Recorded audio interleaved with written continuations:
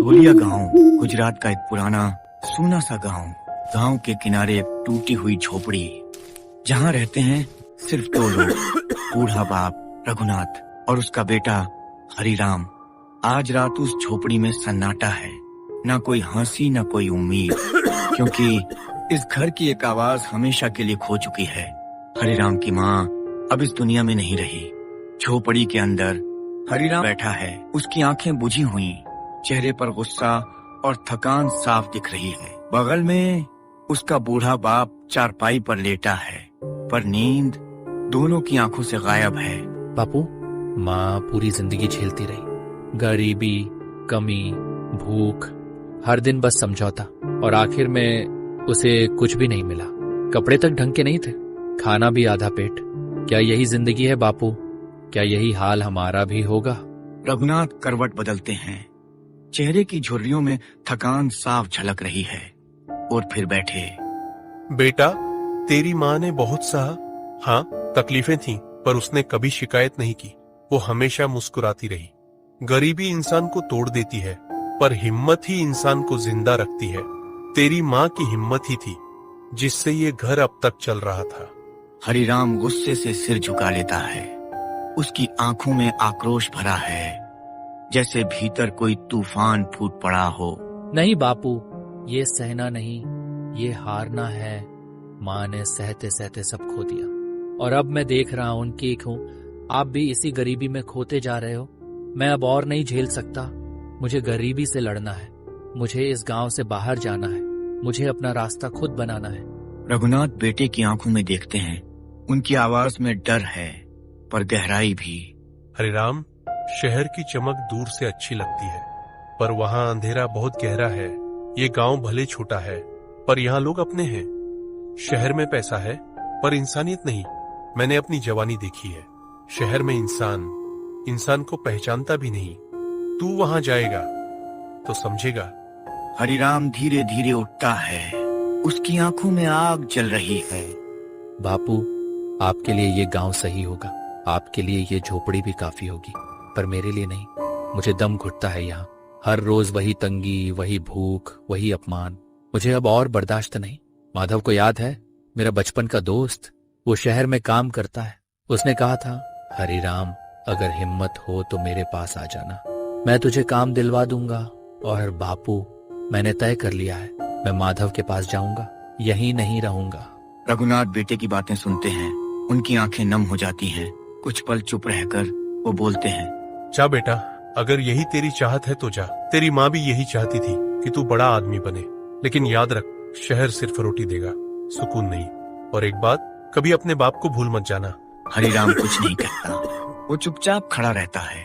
उसके मन में बस एक ही बात गूंज रही है, अब और गरीबी नहीं, अब और तंगी नहीं, अब और समझौते नहीं। उसकी आंखें दीवार पर टंगी माँ की तस्वीर पर टिकती हैं। तस्वीर में मुस्कुराती माँ जैसे पूछ रही हो, बेटा तू कहाँ जा रहा है? हरिराम की आंखें कठोर हो जाती हैं। वो नजरें फेर लेता है। उस रात हरिराम ने ठान लिया, वो इस गांव से जाएगा, शहर पहुंचेगा, और तब तक वापस नहीं आएगा जब तक अपना नाम न बना ले। पर जिंदगी हमेशा इंसान को वही नहीं देती जो वो चाहता है। कभी कभी रास्ते ऐसी मंजिलों तक ले जाते हैं जहां पहुंचने का इरादा कभी किया ही नहीं था। अगली सुबह गांव का आसमान धुंधला है, धोलिया की गलियां हमेशा की तरह खाली, पर हरिराम के मन में हलचल है। वो बिना पीछे देखे गांव छोड़ देता है। बूढ़ा बाप दरवाजे पर खड़ा बस उसे जाते हुए देखता है। आंखें भीग रही हैं, पर होंठ चुप हैं। रास्ते भर उसके मन में सिर्फ एक ही ख्याल है, अब सब बदल जाएगा। घंटों की थकान के बाद हरिराम शहर पहुंचता है। चारों तरफ शोर, धुआं और भीड़, गांव के सन्नाटे से बिल्कुल उलट। उसकी आंखें चौंधिया जाती हैं। इमारतें ऊंची, गलियां तंग। ये है शहर, इतना शोर, इतनी भीड़, पर अजीब है, फिर भी अकेलापन महसूस हो रहा है। वो भीड़ के बीच से निकलता है, पता पूछते पूछते आखिरकार वो पहुंचता है अपने दोस्त माधव के पास। माधव एक पुरानी संकरी गली में रहता है। गली अंधेरी है, खिड़कियों से झांकती निगाहें अजनबी लगती हैं। दरवाजों पर ताले झूल रहे हैं, जैसे यहाँ कोई रहता ही न हो। हरिराम एक दरवाजा खटखटाता है। कुछ देर बाद दरवाजा खुलता है। सामने उसका पुराना दोस्त माधव। अरे हरिराम, तू सच में आ गया? यकीन नहीं हो रहा। आजा, अंदर आजा। हरिराम भीतर कदम रखता है। कमरा छोटा है, चारों तरफ धूल और सन्नाटा। फिर भी हरिराम के लिए ये जगह उम्मीद की तरह लग रही है। माधव, गांव छोड़ दिया, अब यहाँ तेरे सहारे आया हूँ। कहीं काम मिल जाए तो मेरी भी जिंदगी बदल सकती है। माधव हंसने की कोशिश करता है, पर उसकी आंखों में छुपा डर हरिराम देख लेता है। काम तो है, पर आसान नहीं। एक पुराना गोदाम है, सुनसान इलाके में। वहाँ चौकीदारी करनी होगी। लोग कहते हैं वो जगह अजीब है। रात को वहाँ कुछ आवाजें आती हैं, पर मैं जानता हूँ ये सब अंधविश्वास है। अगर हिम्मत है तो काम तेरा। हरिराम की आंखों में चमक आ जाती है। उसे न काम की कठिनाई दिखती है, न डर की बातें सुनाई देती हैं। बस सुनाई देती है एक ही चीज, काम मिलेगा, पैसा मिलेगा। माधव, डर की बातें मैं गांव में बहुत सुन चुका हूँ। भूत प्रेत, टोना टोटका, कुछ नहीं होता ये सब। अगर उस गोदाम से मुझे काम मिलेगा तो मैं तैयार हूँ। माधव चुप हो जाता है। उसकी आंखों में चिंता है, पर हरिराम की जिद वो जानता है उसे रोक नहीं पाएगा। ठीक है हरिराम, आज रात ही मैं तुझे वहाँ ले चलूंगा। फिर तू खुद देख लेना वो जगह तुझसे कैसी बातें करती है। हरिराम उस रात माधव के साथ निकलता है। शहर की गलियां धीरे धीरे खाली होने लगती हैं, सड़कें सुनसान, और हर कदम के साथ हरिराम का दिल तेज धड़क रहा है। माधव उसे शहर के किनारे ले जाता है। वहाँ एक पुराना टूटा फूटा गोदाम खड़ा है। दीवारों पर सीलन, दरवाजे आधे टूटे हुए, और खिड़कियों से आती हवा मानो कोई फुसफुसा रही हो। यही है वो जगह?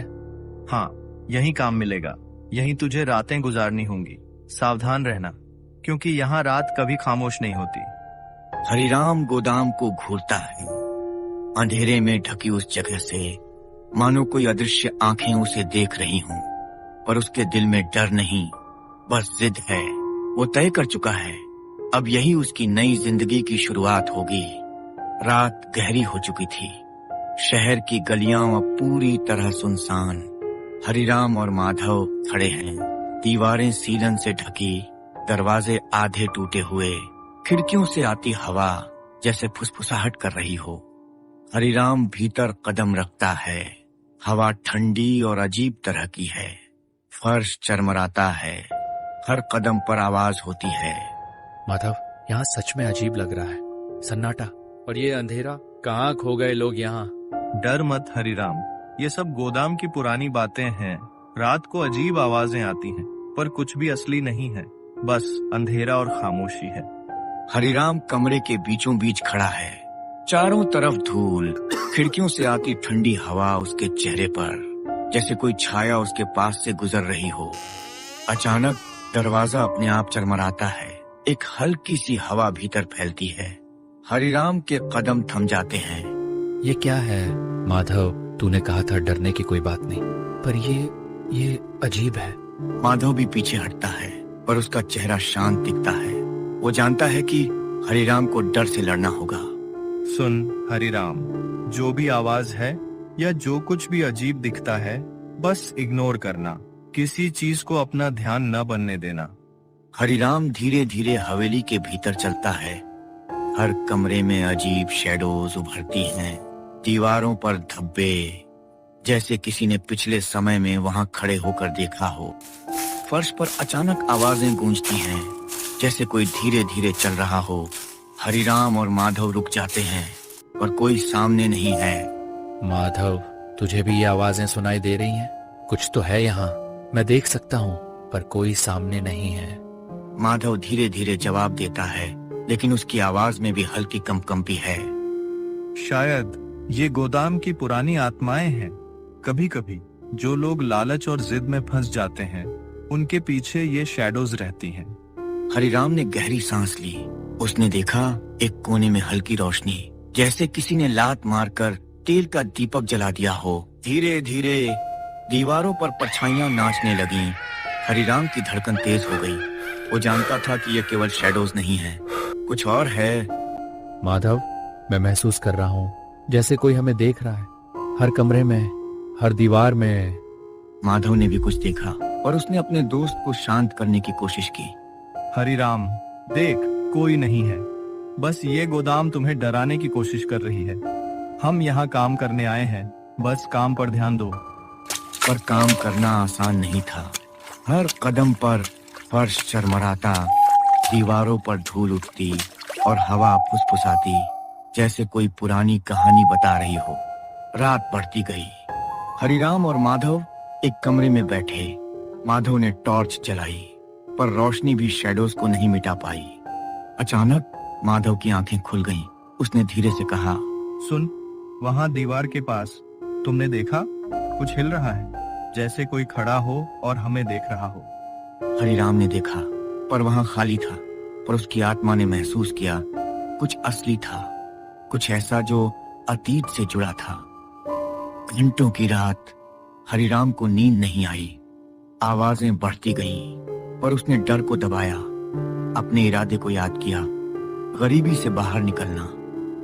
इस पहली रात ने हरिराम को दिखा दिया कि शहर में केवल मेहनत और काम ही नहीं है, कुछ ऐसे शैडोज भी हैं जो लालच, जिद और डर के बीच फंसे इंसान का पीछा करते हैं।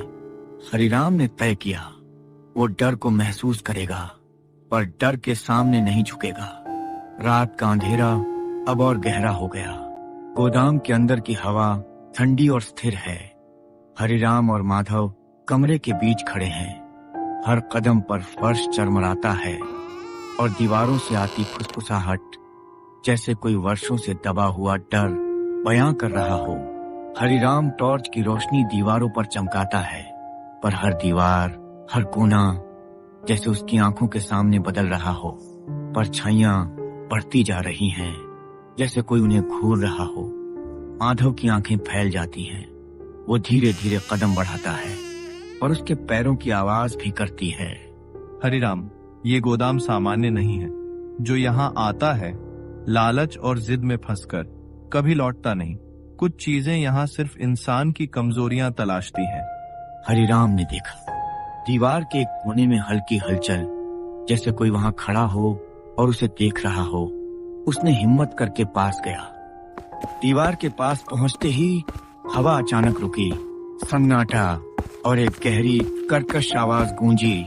क्यों आए हो यहाँ? क्या तुम्हें समझ नहीं आया?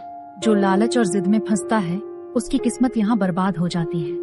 हरिराम की धड़कन तेज हो गई। माधव भी कांप रहा था, पर दोनों जानते थे अब पीछे हटने का रास्ता नहीं।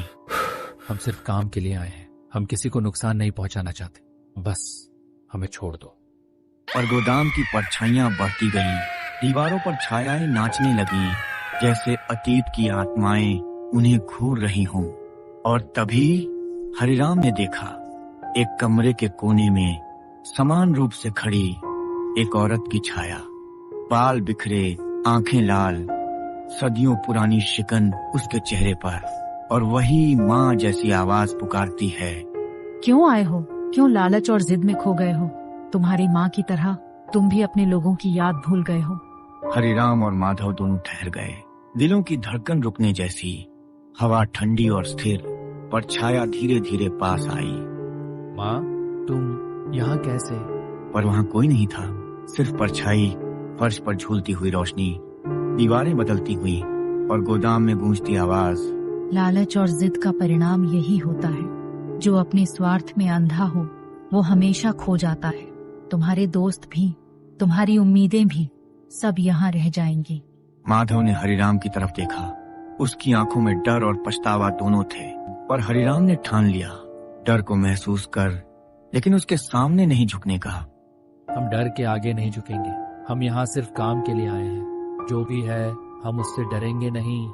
पर गोदाम ने इसे चुनौती मान लिया।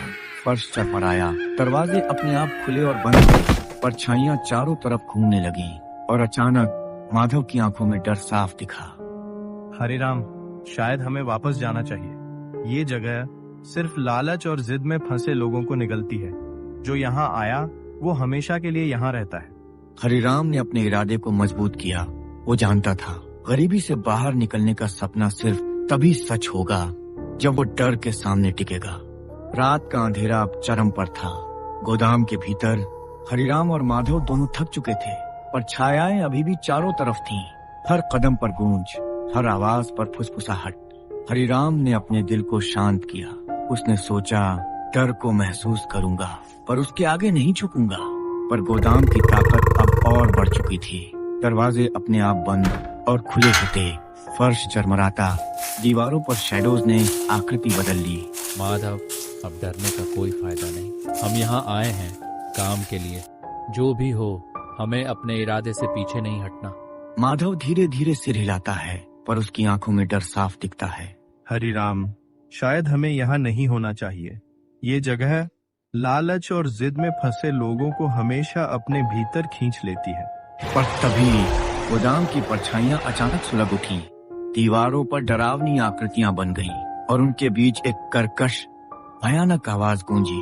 तुम यहाँ क्यों आए हो? क्या तुम्हारे इरादे सच्चे हैं या सिर्फ लालच और जिद में फंसे हो? हरिराम ने अपनी सांस रोकी। माधव ने पीछे झांका, पर कोई सामने नहीं था। फर्श पर हल्की धूल उड़ रही थी, हवा भी स्थिर। हम यहाँ केवल काम के लिए आए हैं। हम डर के आगे नहीं झुकेंगे। हम मेहनत करेंगे और जो भी रास्ता हमारा है उसे चुनेंगे।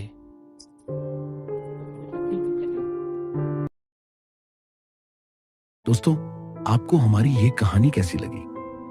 आप हमारे चैनल को सपोर्ट कर सकते हैं वीडियो को शेयर करके, चैनल को सब्सक्राइब करके और वीडियो को लाइक करके। आपका एक एक सब्सक्राइब हमारे चैनल कार्टून हिंदी के लिए बहुत कीमती है।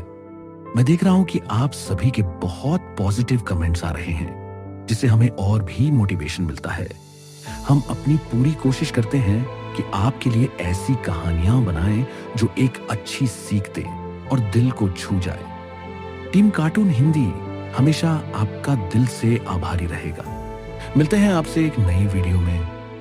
तब तक के लिए जय हिंद, जय भारत।